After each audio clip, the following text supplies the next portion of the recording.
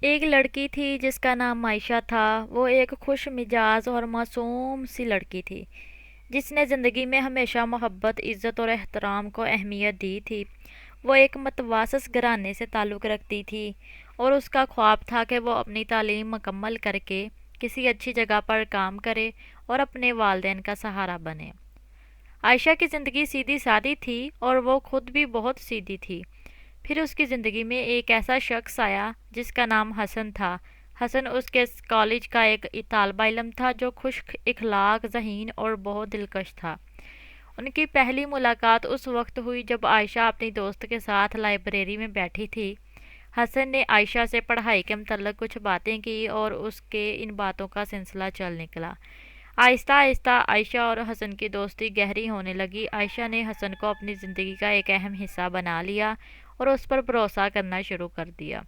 وہ اکثر ایک ساتھ کالج کے بعد وقت گزارتے، کبھی پارک میں چہل قدمی کرتے، کبھی کسی کیفے میں بیٹھ کر باتیں کرتے۔ عائشہ کا دل حسن کی جانب کھنچنے لگا اور اس نے محسوس کیا کہ وہ اس سے محبت کرنے لگی ہے۔ وقت گزرتا گیا اور ان کی محبت پروان چڑھنے لگتی ہے۔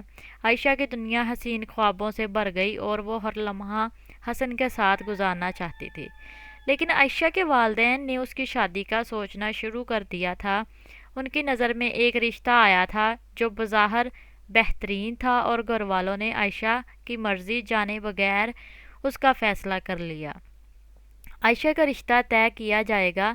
جب عائشہ کو یہ بات پتہ چلی تو اس کے قدموں تلے سے زمین جیسے نکل ہی گئی ہو۔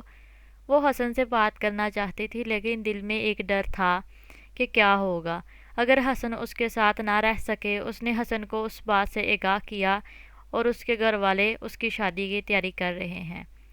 حسن کو بھی صدمہ ہوا لیکن عائشہ نے وعدہ کیا کہ وہ اسے چھوڑے گی نہیں، وہ اس کے ساتھ رہے گی۔